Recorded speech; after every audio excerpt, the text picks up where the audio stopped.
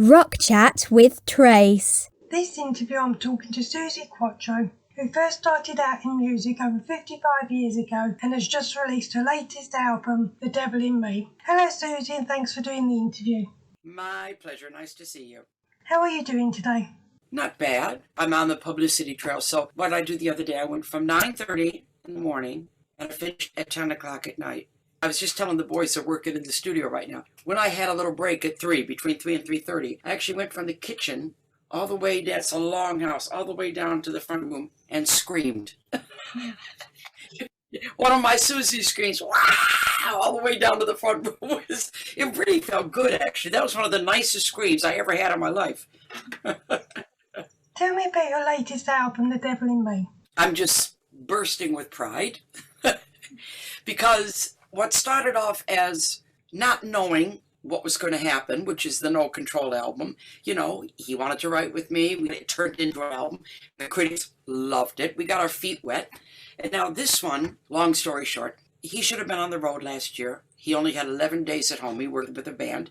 Lockdown. So the company had taken up the option for the second album. We didn't know when we were going to write it. And I said to my son, well, we're going to write it now. So we used the lockdown to create this album. And for me, I don't know about any other artists, but for me, it's such an inspirational time. Wow. I can't stop writing.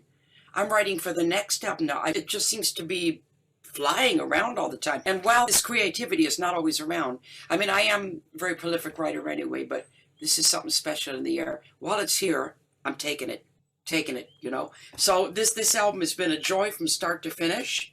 I think it's my best work.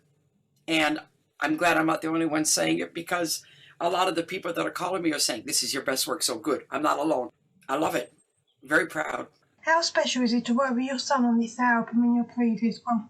This was different in the way that the first one we had never worked together before. So very, very much like, oh my God, how do you write? Okay, how do you write? And that kind of a thing. So the sky was the limit on the first one. And you had such diverse songs on there, you know, some blues, some jamming, some pop, some this, some that. And this one, because we knew then the form that we take working together, it moved along a little bit different. I think we kind of settled into our semi-regular roles, whereas before there wasn't any rules, you know. So now we kind of found our niche for writing together. We've not just done the rock, we've done things like My Heart and Soul, which is just beautiful. Love's Gone Bad, you know, Do You Dance? James Brown, hello. So it goes from rock to Motownish ballads, I call those Motowny ballads, to a blues number, Isolation Blues, which seems to be just surprising to me. Every radio person and journalist is picking this out as one of their favorites. I never would have said that, Isolation Blues. It must be touching people in a certain way, that song. You know, I think it's because it says quite correctly exactly how everybody's feeling. And I think that's what it's captured. So everybody has said to me, oh, that one, I'm going, Isolation, that's your favorite? You know, not their favorite, but they all mention it. And Betty Who is the other one everybody's mentioning. It may be because we're still going through the pandemic, is why it's resonating with everyone. Yeah, and I really did try on that one. When I was writing the lyrics, I was determined to go deep into the pain of what we're going through, but do it with strength. And so I really wrote everything I was feeling. My favorite line in that song, without a doubt, is I'm G&T and getting so high, it's an alcoholic lullaby. It's a bit tongue-in-cheek. But I said to somebody the other day, even people who don't drink are drinking. It's just, you have to numb the brain somehow. I think most people will agree. And I noticed at the beginning of the pandemic, when we were all locked down, March, and I would then take a walk, 3-mile walk back and forth to the local village. And I noticed, I went out one day and all those bins there that people put their glass in by the houses, and I went, oh my God. It wasn't just full of a couple of beer bottles. Every house was full of whiskey, gin, wine, champagne, everything you can think of, and that was overflowing. I went, good God Almighty. So that just showed you the mood of the nation, you know. Was it a conscious decision not to do an all-out rock album? No, in fact, nothing was conscious. We were just writing with a benchmark, and that benchmark was, No Control was so well received, so we had to beat that. Second outing out, people are expecting at least that level, and my son would say he wanted this to be as groundbreaking as the first one. And if you go to the first album, there's some real unusual tracks on there that you wouldn't expect, and we've done the same with this. We went for the vibe on this album, and whatever felt right belonged on this album. There was maybe 2 or 3 didn't quite make the feel of this, so we didn't set out to do anything other than make it excellent. That's all. Just make it excellent. When your son first showed interest in the music industry, did you try to dissuade him or did you encourage him? Oh my God, I never done anything but encourage. Oh my God, no. I wasn't raised that way. My father was a musician, and we started the all-girl band. My sisters, he helped us with the equipment. He helped us buy the first van, all for it. We rehearsed in the house, in the garage, So, no, I've always been very encouraging. This business has been good to me. I love it. You spent a lot of time touring. What was your initial reaction when COVID started? I had a high 2019. I had No Control came. I was doing loads and loads all over the world. Solo shows, 2-hour solo shows with an interval. Fantastic. My 2 hours, fantastic. And then my documentary came out to great critical acclaim, was at the top of the charts. Then 2020 should have been even higher. We had even more things in the book. We had built the profile to me doing all these great iconic venues. And then lockdown. And my initial thing was, oh my God, I really tried to use my glass half full character, which I am. And I kind of went, I'm one of these kind of people that if you can't change it, if you can't control it, then there's no point in getting depressed.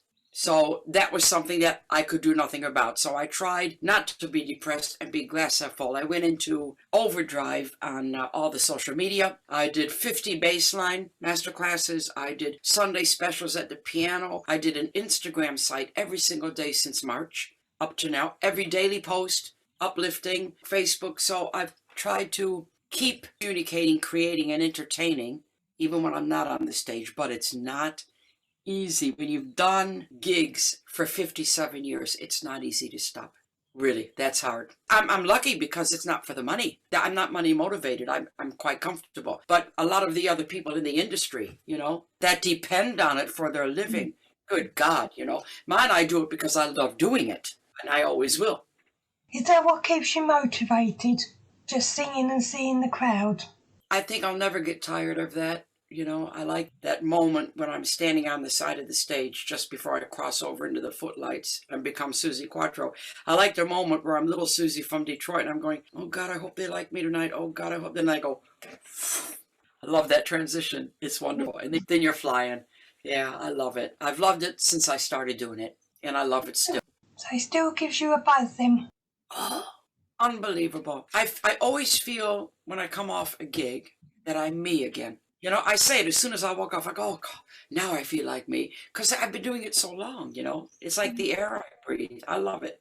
And I love the whole cycle of making the people go out smiling and all that. That completes my personal cycle. You released a number of albums over the years. Other than your current album, what would you say is your favourite? That's hard. I love No Control because that was our first outing together. I love this one. I'm the proudest of this. Probably the first one, very important. Our first album together as a unit.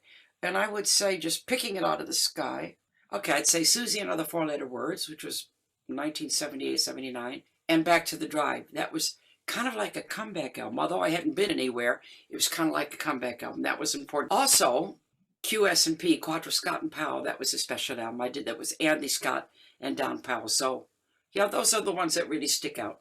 What is your favourite bass that you have? I don't know how many I have altogether. My one that I use in the studio is the one that my father gave me when I began, at the age of 14, which is unbelievable to get a 1957 Fender Precision put in your hands at 14 years old.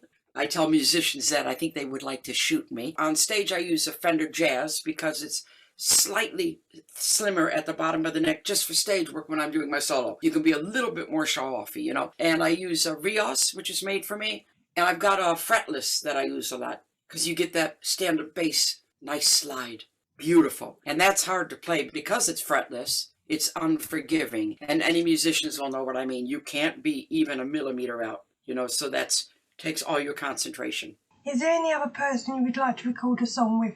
I don't know why I keep saying him. I've never thought about it until people have asked me this on this promotion. Rod Stewart. I don't know why.